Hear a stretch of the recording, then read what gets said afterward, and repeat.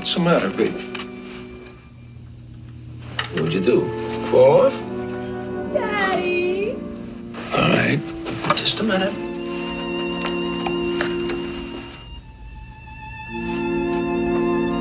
You're traveling to another dimension. Your next stop, the Twilight Zone.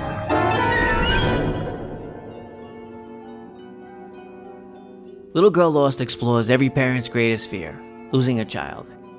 And it mixes that anguish with a dose of cosmic horror. Much like To Serve Men and It's a Good Life, this is another episode that's worked its way into pop culture. And you could bet if we're talking about Little Girl Lost, we'll also be going into the topic of Poltergeist. But we'll get to all that soon enough. Directed by Paul Stewart, Little Girl Lost is episode 26 from season 3, and it was written by the acclaimed Twilight Zone writer Richard Matheson, who adapted it from his own 1953 short story of the same name.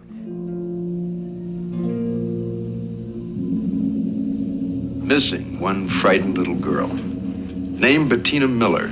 Description 6 years of age, average height and build. Light brown hair, quite pretty.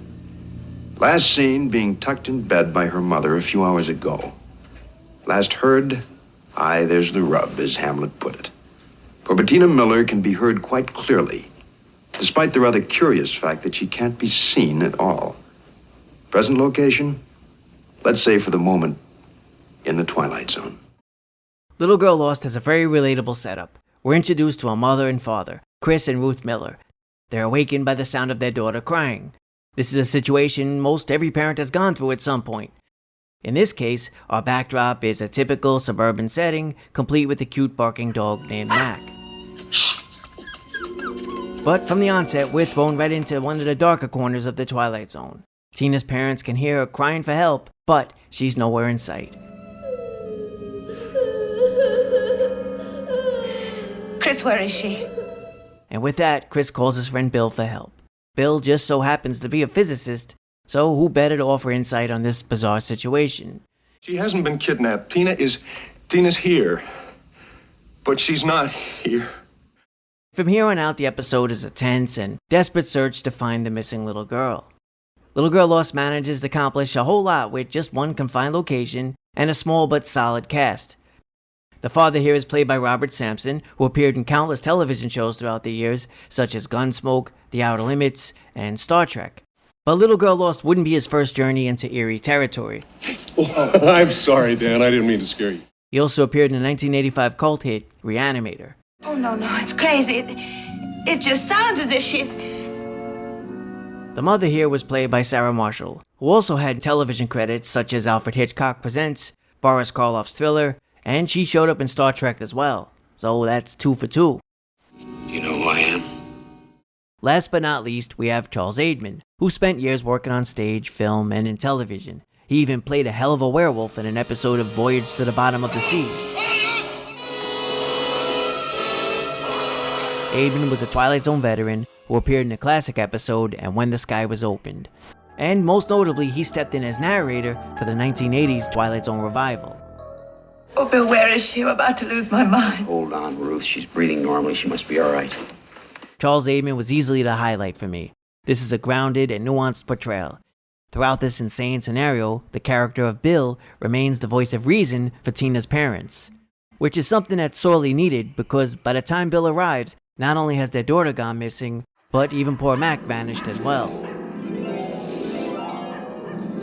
After inspecting the area where Tina disappeared, we get a very memorable moment. Bill discovers an opening in the wall, and this leads us to a fascinating theory as to where Tina may have ended up. Probably the 4th dimension. It just wouldn't be laid out like our world, Chris. Naturally, Tina's parents want to rush in and find her, but Bill warns them against doing so. After all, they have no idea what's beyond this strange portal. This back and forth dynamic about how best to proceed worked really well. Bill's perspective is reasonable, but you have to feel for the parents. This problem is so out there, it's difficult to even imagine what we might do in the same situation. Call the dog, hurry. Mac? Here, Mac. Luckily, the dog seems to respond to Chris calling for him. However, Chris soon grows impatient, reaches into the portal, and falls into the 4th dimension himself. And this is where things get very trippy. Daddy, where are you? I'm right here. I enjoyed the look of this distorted, foggy fourth dimension, and the eerie soundscape by legendary composer Bernard Herrmann sells the otherworldly atmosphere. Come on, bring her here. Is he bringing you, Tina? The tension in this final scene is pretty high. All the while, there's an impending sense of doom, amped up by Bill continually urging Chris to hurry. Eventually, Chris spots Tina, and good old Mac helps guide her back to her father's arms. All credit due to Mac, the hero of this story. The lesson here, if you don't want family members falling into portals, don't leave your dog locked outside all night. You got a good grip, I mean a good one. Once they're reunited, Bill quickly yanks everyone home. Despite the happy ending, the episode does close with a disturbing thought. Bill reveals that he was actually holding on to Chris the entire time. And the reason he was telling them to hurry was because the portal was closing. Meaning Chris could have been left with half of his body in one dimension and the other half in another. The other half, where? The fourth dimension, the fifth, perhaps. They never found the answer, despite a battery of research physicists equipped with every device known to man, electronic and otherwise. No result was ever achieved, except perhaps a little more respect for and uncertainty about the mechanisms of the Twilight Zone. Little Girl Lost is another top-tier Twilight Zone. This one has it all. We get a compelling sci-fi based story about a fourth dimension portal, there are heartfelt performances, and up front, we got a memorable in-scene narration. I mean, you have to love when the camera pans from Chris searching for Tina and takes us directly to Rod Serling. Granted, the show was shot out of sequence, so we shouldn't see any marks on a wall just yet, but all the same, the slick entrance just made for a great start. And despite the limitations of the time, the production team clearly went all in. For example, the shot of Bill placing his hand through the wall is an iconic moment from the series. In Mark Scott Zickery's Twilight Zone Companion, it was noted that the director of photography, George Clemens, achieved this shot by positioning the camera at a specific angle. The wall was constructed in sections, and from behind it was flooded with light. But the separation was invisible in camera. The effect worked perfectly. Tina? And of course, Chris's journey into the fourth dimension is a highlight. The art director and his team made use of oil on glass and double exposed reflections from a mirrored ball to create a thoroughly disorienting effect. As a matter of fact, I'm getting dizzy, so let's move on.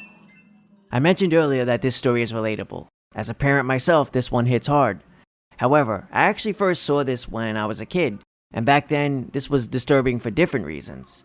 I think what really got under my skin was the fact that this is essentially a story about a kid who goes missing, and there's no rhyme or reason for why this happens. Now, keep in mind, I grew up in the 80s, when the stranger danger media frenzy was in full swing. Back then, there were PSAs in our cartoons warning us about maniacs looking to snatch us off the streets. Also, the National Child Safety Council initiated a nationwide program printing photos of missing kids on milk cartons. So the general fear of going missing was very much on the radar for my generation. Tina! Oh, no. Tracy Stratford, who portrayed Tina Miller, doesn't get much screen time here, but Stratford did get to shine in another classic Twilight Zone, Living Doll. My name is Talking Tina, and I love you very much.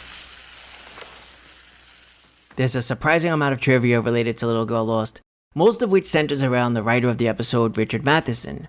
Now, Matheson was a celebrated writer known for novels such as The Shrinking Man, I Am Legend, and What Dreams May Come, just to name a few. And he played a large role in the success of Twilight Zone. But when it comes to this episode, Matheson revealed that this story was based on a real-life incident. One night, Matheson's young daughter fell out of her bed and seemingly disappeared. Despite hearing her cries for help, his daughter was nowhere to be found. Apparently, she'd rolled under a bed and against a wall. Initially, when Matheson felt around under the bed, he couldn't find her. That unsettling incident was the origin of this tale. It's no wonder Matheson went on to name the mother and daughter in the story after his own wife and daughter. Enough of your borax, Poindexter. We need action. Take that, you lousy dimension! In terms of influences, one of my favorite Simpsons Twilight Zone parodies took aim at this story in the Simpsons Treehouse of Horror 6 segment, Homer Cubed. In this one, Homer accidentally got trapped in a three-dimensional, Tron-like world. This was easily one of the best Simpsons Halloween segments, well worth checking out if you haven't seen it.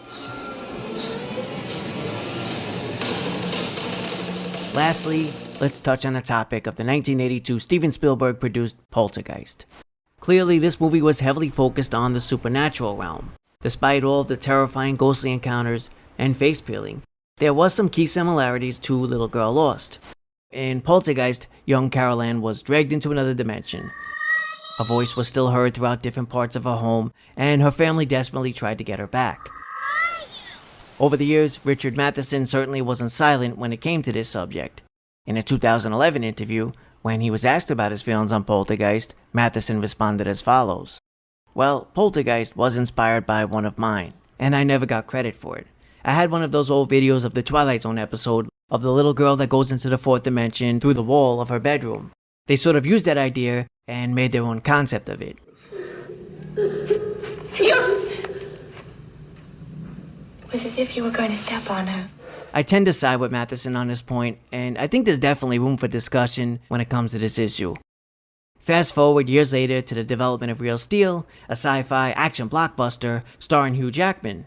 Thankfully, this time around, Spielberg called Matheson and sent him a copy of the script.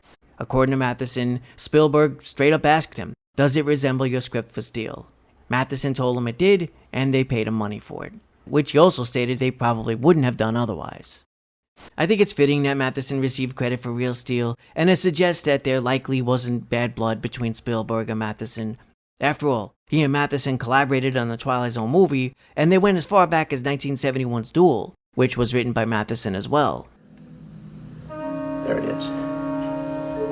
There we have it, Little Girl Lost. I was looking forward to covering this one for some time. It's great to finally get around to it. If you're looking for a well-paced, spooky story with a killer premise and some great old-school practical effects, then this episode is highly recommended. I'd rate Little Girl Lost 4 out of 5 creepy hidden portals. That's it for me. If you've seen Little Girl Lost, feel free to drop your thoughts on it below. And don't forget, hit like, hit sub, and hit that notification bell too if you haven't already. This way you'll know the next time we travel through the 5th dimension. Until next time, stay safe and be well. Later.